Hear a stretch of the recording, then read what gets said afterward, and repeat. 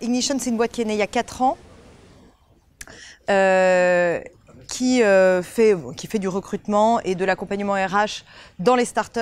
Donc on est dans un univers qui est très jeune et quand les gens sont finalement dans l'âge, pas si jeunes, ils le sont quand même beaucoup dans leur tête. Ça me touche beaucoup qu'il y ait autant de monde là parce que finalement le monde des startups ici n'est pas forcément très connu. Et ce qui me touche encore plus, c'est que Vio soit resté avec moi pour faire l'atelier. C'était pas prévu. Et Violette donc moi j'ai fondé la boîte il y a 4 ans, mais Violette nous a rejoint il y a 2 ans et elle est absolument merveilleuse. Donc je suis sûre qu'elle saura très bien témoigner. Voilà. Et l'autre truc que je voulais dire juste avant que vous puissiez vous poser vos questions, il faut que vous ayez un peu de cadre, c'est qu'en fait, nous, on ne s'est pas transformé, on est né avec de la codécision. Je dirais pas qu'on est né en chemin de liberté ou en opale ou tout ça, ce qui serait un peu prétentieux de notre part. La seule chose qui est qu'on ressent nous, c'est que depuis le début, moi, je pouvais pas prendre les décisions seule. Donc très vite, j'ai embauché. Ce qui m'a coûté pas mal d'argent personnel, mais c'était aussi ce mouvement de je peux pas faire les choses toute seule.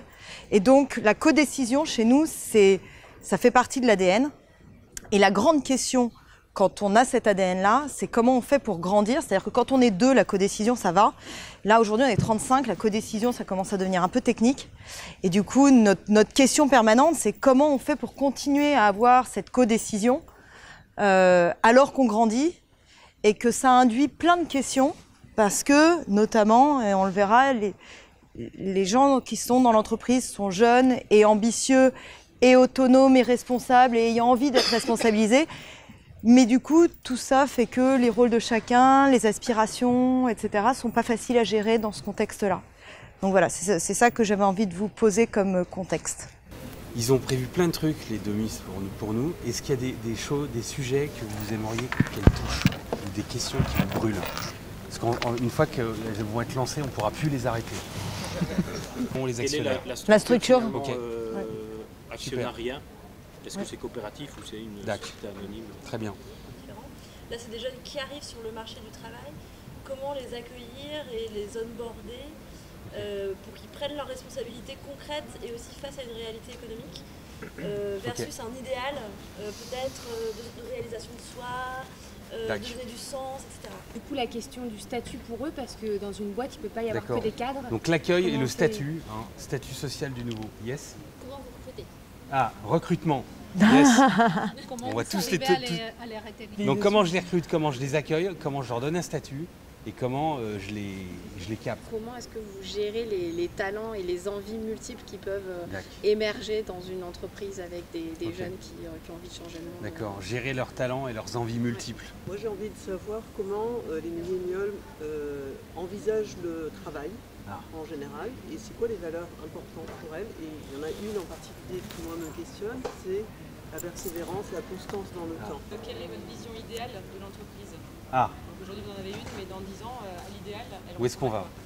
Comment utiliser au mieux leurs compétences? Quelles sont vraiment les compétences nouvelles qu'ils apportent à l'entreprise? Moi, j'ai envie d'entendre Vio sur ce que sont les millénials. Je peux peut-être donner juste un peu, pour qu'on cadre un peu le sujet. C'est un sujet sur lequel moi j'ai lu beaucoup de littérature, j'ai regardé beaucoup de choses et en réalité, et puis il y a tout ce qu'on vit. Moi, en réalité, je suis pas censée l'être, je suis un peu limite.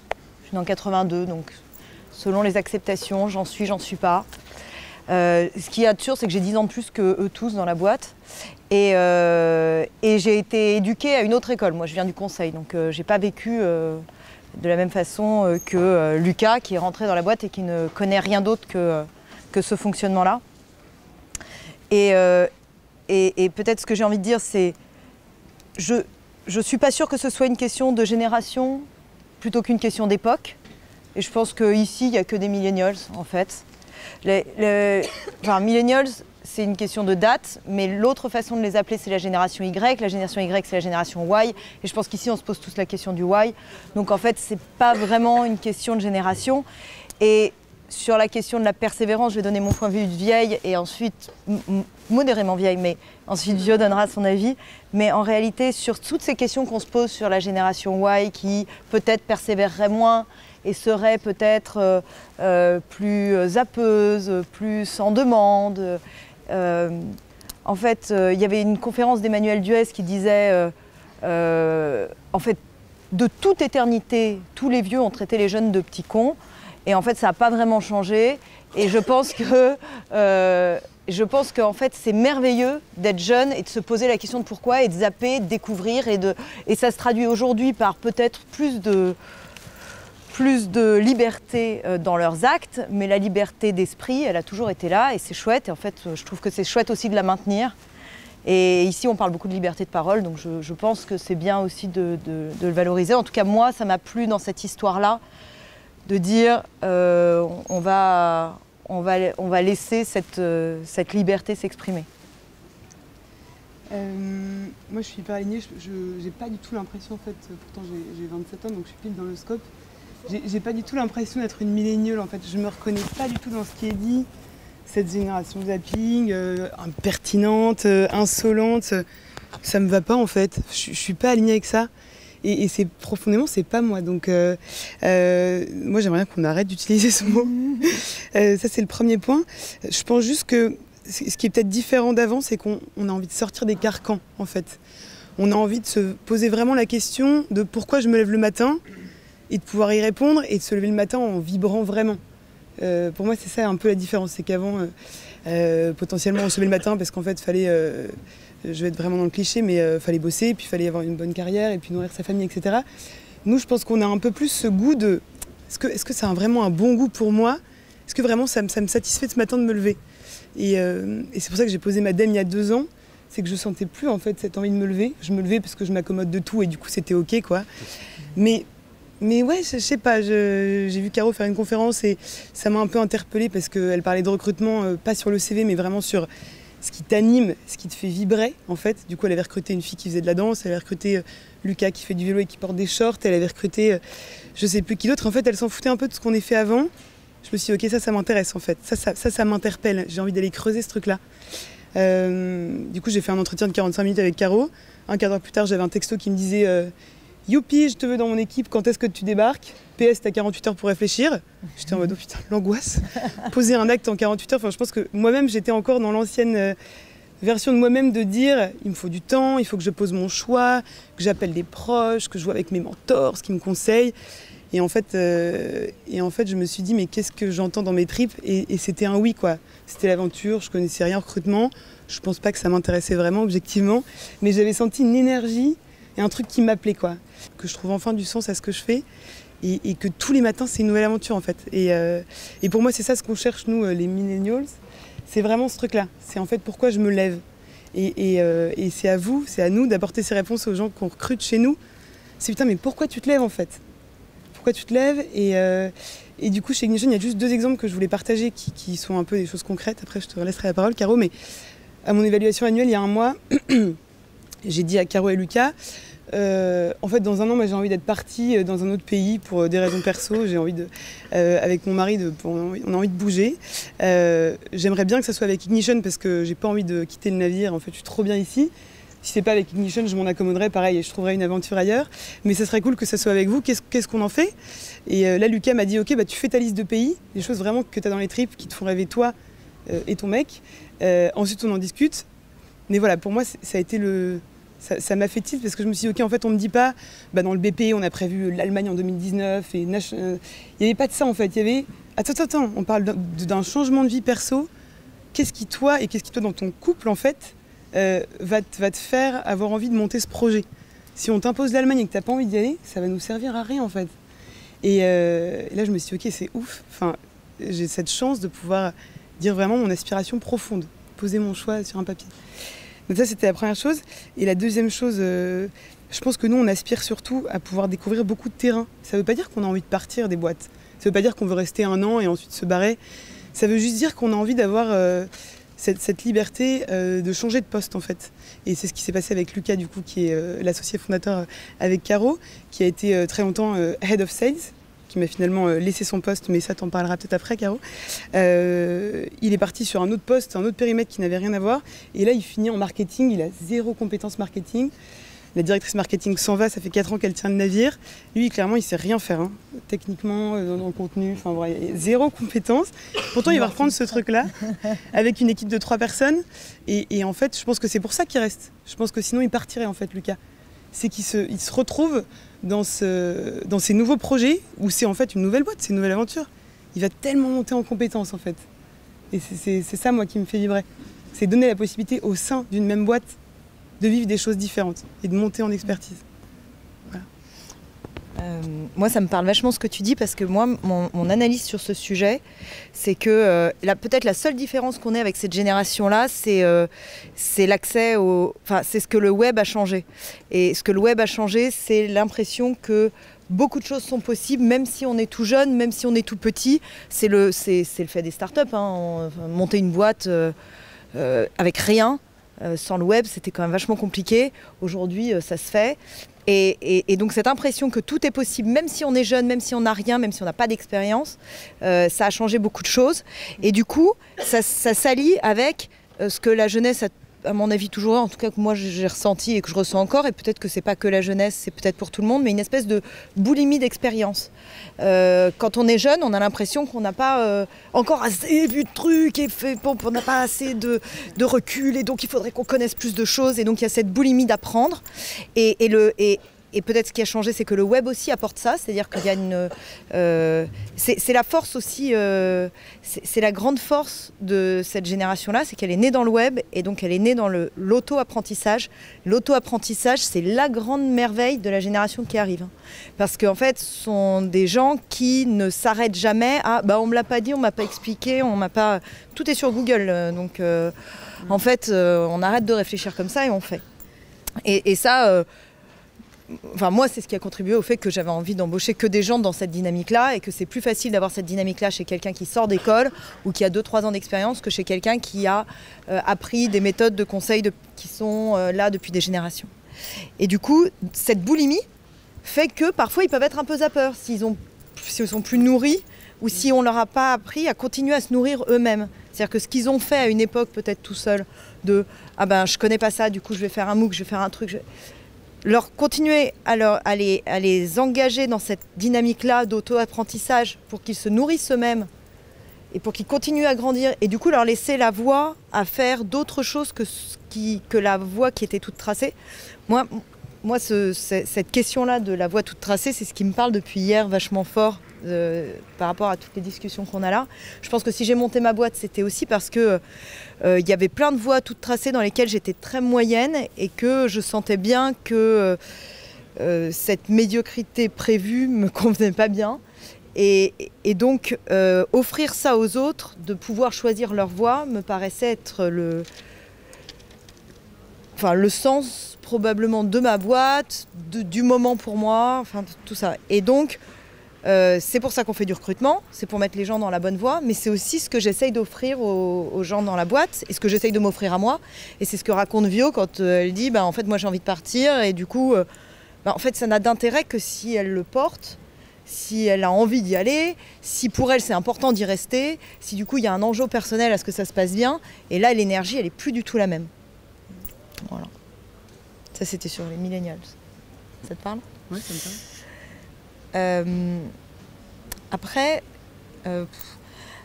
je regarde les sujets et je me dis, il y a le sujet du recrutement, de la fidélisation. La fidélisation, on l'a un peu touché en vous disant que pour moi, ça touche beaucoup à aligner le projet personnel avec le projet de boîte. Donc, c'est un peu ce qu'on expliquait là.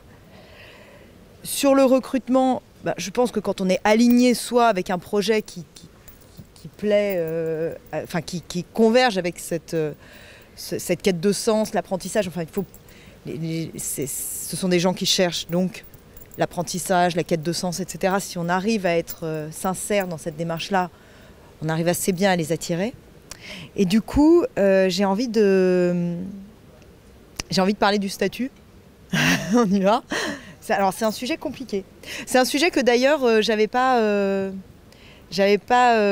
eu le courage de mettre à mon ordre du jour initial.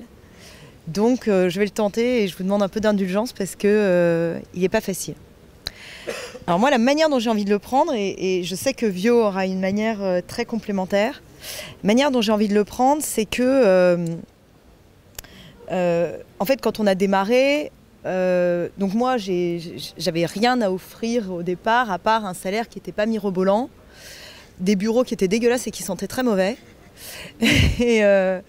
Et du coup, je me disais, faut au moins qu'il y ait de la liberté. Ça, c'était la base. Il faut au moins qu'il y ait de la codécision. Ça, c'était la base.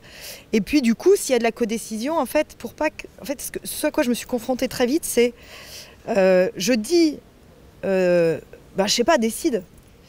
Et en face, j'avais un espèce de... Ouais.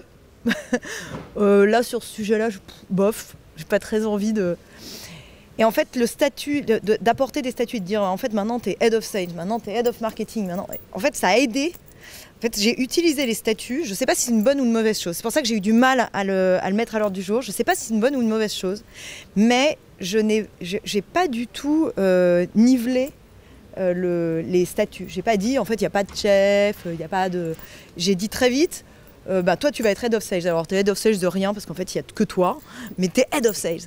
Et en fait, ça m'a aidé à faire grandir des gens qui étaient quand même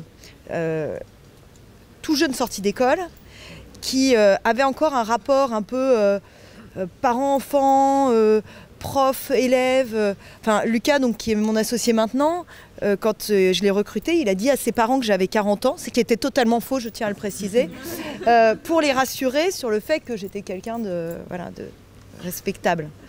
Et donc, ça montre que, quelque part, ça n'était respectable que si j'étais suffisamment vieille, suffisamment responsable, suffisamment expérimentée pour faire que cette cave qui puait devienne un business. Et moi, pour transformer le rapport entre nous et faire en sorte de ne pas porter la boîte toute seule, parce que ça correspond dans mon histoire personnelle à quelque chose dont je ne me sentais pas capable. Je pense que quelque part, j'en avais très envie, sinon je ne l'aurais pas fait. Mais seule, ça me paraissait d'une arrogance et probablement d'une inconscience impossible. Et donc, il fallait absolument qu'il monte. Et donc, les statuts m'ont aidé à ce moment-là à dire, je sais pas, c'est un problème sales, moi je m'en occupe pas, en fait, c'est ton problème maintenant. Et puis petit à petit, on a avancé comme ça, puis l'équipe sales, elle a grossi, elle a accueilli notamment Vio. Puis, il s'est retrouvé avec 8 personnes en râteau sous lui. Et en fait, il a dû l'expliquer mieux que moi tout à l'heure, mais il y a eu un moment où il se sentait un peu pas bien aligné avec ce qu'il faisait, c'est-à-dire qu'il aidait tout le monde un peu, mais personne assez. Puis ça commençait à devenir compliqué. Et puis entre-temps, moi, toujours dans cette histoire de statut et de l'aider à grandir et à aller plus loin dans son leadership, dans sa prise de décision et d'être plus à mon niveau et d'être plus impair, je lui avais donné des actions, donc on était associés. On avait traversé une autre étape qui était qu'on avait commencé à se dire on va donner aussi des actions à la CMO et au CTO, donc à la directrice marketing et au directeur technique. Ce qui avait été une sacrée étape parce qu'en fait, ça répond un peu à ta question sur l'actionnariat. Donc moi, j'ai filé 6%, dans un premier temps 6% à Lucas. Et puis là, on vient, donc je te fais une breaking news. Donc là, ils vont passer à 10% Lucas, 10% Augustin. Et en fait, ça, c'est pas facile non plus parce que c'est du don en fait. Ils en ont acheté un petit peu sur la première brique, mais enfin c'est du don et donc c'est ce côté pour les tirer vers le haut. Et en fait tout ça c'est plutôt bien fait, mais Lucas a vécu une première phase qui était donc moi il a fallu que je donne, puis après lui il a fallu qu'il se dilue pour faire rentrer les autres. Donc à Lucas, tu peux nous dire ce qui se passait chez toi? Ouais. Cette histoire de banc là dont on parlait hier. Ouais. C'est compliqué, ça réunit plein de choses. Je suis désolée, du coup c'est un peu décousu. Ça va? Bon, vous m'arrêtez si ça ressemble plus à rien. Chez toi, ouais. Quand tu te dis, je fais monter Lucas sur le banc, ouais. Je le mets pas simplement head of sales, mais je lui donne mes sous. Ouais. Je lui donne le truc que j'ai. Je lui donne mes pépettes, ouais. Donc qu'est-ce qui se passe dans ta tête? En fait, la manière dont ça s'est passé, c'est que il avait pas fini sa période d'essai, qui me dit, moi je veux être actionnaire. Je lui dis, mais En fait, finis ta période d'essai, essaye de plus faire de conneries déjà. J'avais vraiment envie de lui foutre des tartes. C'était horrible. Et puis en fait, donc il n'est pas revenu tout de suite, mais enfin il est revenu pas si longtemps après avec son idée de quand on arrive au tout début d'une boîte, on peut avoir des actions quand même. Et en fait, en le rendant head of sales, en ayant cette démarche de le faire monter, etc., il y a vraiment eu un truc qui s'est passé. Et je me suis dit finalement, si c'est des actions qu'il veut, et si c'est ça qui peut lui permettre de grimper, tentons-le. Parce qu'il devenait vraiment bon, en plus. Et du coup, je me suis dit, tentons-le. Qu'est-ce que je peux faire? Alors, je me renseigne, je suis un peu paumée. Je demande à plein d'entrepreneurs autour de moi, vous avez déjà donné des actions comme ça? Combien? Oh oui, moi j'ai donné 0,02%. C'est hyper... Non, ça change la donne. Et tout. Je sens que c'est pas ça qu'il veut. Ça va pas changer vraiment grand-chose. J'étais un peu emmerdée. Et puis un jour, je croise quelqu'un dont... Alors sur le moment, je ne savais pas, mais ensuite j'ai découvert que lui aussi avait une entreprise Opale. Enfin, je ne sais pas comment la qualifier, mais en tout cas, il avait ce chemin-là. Et quand je le rencontre sur l'événement, je ne sais pas du tout ça. Et il me dit, d'ailleurs à l'époque, je ne savais pas ce que c'était qu'une entreprise Opale de toute façon. Et il me dit, ah oui, il est bon ton premier salarié? Ouais. Ouais, bon, moi, le premier, je lui ai filé 5, puis après, en fait, je lui ai refilé 5. Donc, comme ça, maintenant, il a 10, c'est bien. En fait, il me les a achetés de la main à la main, mais pour vraiment pas cher. Et je me dis, bah voilà, ça a l'air bien. Et je lui dis, tu le regrettes? Non, ça fait 5 ans, c'est ouf. Ça a tout changé, voilà. Et du coup, je suis rentrée à Paris et j'ai dit, ok, on va le tenter. Alors, pour plein de raisons fiscales, légales, etc., ça a dû se limiter à 6% en actions gratuites. Ça, c'est des sujets qui, à mon avis, vous intéressent peu. Mais du coup, on l'a fait. Et aujourd'hui, donc c'est vesté, c'est-à-dire que c'est des choses qui sont... Quand on fait ce genre de contrat, c'est lié au fait que pendant 1 an, il ne les a pas, mais au bout d'1 an, il les obtient. Donc maintenant, ça y est, il les a, c'est 6%. Et moi, ce que ça m'a fait, c'est... dans un premier temps, effectivement... de quoi tu me parles? Et dans un deuxième temps, ça a été libérateur. C'est-à-dire que soudainement, à la fois, j'avais l'impression de m'enlever un bras quand même. Et en même temps, j'avais l'impression de plus être seule. Et honnêtement, pour moi, le bras contre la solitude, je le faisais, quoi. Enfin, en gros, si je... et ce sentiment de plus être seule, quand on monte une boîte, seule, et je sais pas ce que c'est de le faire quand on est un mec, mais en tout cas, moi, je me sentais particulièrement seule du fait qu'en plus, dans les assemblées d'entrepreneurs, j'étais la seule, souvent parmi les seules nanas. Je me sentais vraiment très très seule. Et là, là, c'était ouf. Donc ça, c'était la première étape. Et ce qui a été marrant, c'est que c'est après que ça a tout changé. C'est-à-dire qu'après, ça a été un soulagement, mais un soulagement où peuvent se partager le territoire global. C'est juste les terres d'expression qui sont différentes. Et du coup, ça fait une organisation pas pyramidale, pas horizontale, mais plutôt en réseau, où Vio s'occupe de tout le monde sur l'offre, Flo s'occupe de tout le monde sur la formation. Enfin voilà. Et ils essayent de se répartir le truc un peu comme ça. Et on va essayer d'aller dans cette direction-là, mais honnêtement, on ne sait pas ce que ça va donner. Et juste, ce que je constate, c'est qu'aujourd'hui, on n'a pas vraiment le choix de reculer dans cette voie-là de libération. Et on est obligé d'inventer à chaque fois des trucs un peu... de surgérir, parce que je pense que sur notre business, sur la manière dont on s'est construit, en fait, une start-up, si elle ne grandit pas, en tout cas sur notre métier, là, tel que c'est parti, si on ne grandit pas, on meurt. Donc on est obligé de grandir. Or, grandir en étant libéré, pour nous, ça nous oblige à imaginer des organisations que, pour l'instant, on ne sait pas ce que c'est. Et moi, je dois dire que de temps en temps, ça me met les pétoches, mais en même temps, on s'amuse bien. Donc, tant qu'il y a du plaisir, en fait, ça... Tant pis si on meurt, quoi, on sera bien marré. Ouais, grave. Donc là, cette croisière, t'en profites vraiment? Ah, moi, j'en profite à balle. Viens passer une semaine chez nous, tu vas te... C'est incroyable. Et en fait, un des critères déterminants, et je pense que ça peut peut-être répondre aussi à comment on les fidélise, un des critères déterminants, c'est c'est faut qu'on s'amuse. On n'est pas en train de préparer un avenir radieux qu'on ne connaît pas. On s'amuse, on essaye de bien faire, et il sortira probablement quelque chose de bien de tout ça, au moins à titre personnel, et peut-être même pour d'autres. Pour l'instant, on arrive à faire pas mal de choses bien pour d'autres aussi, mais c'est surtout...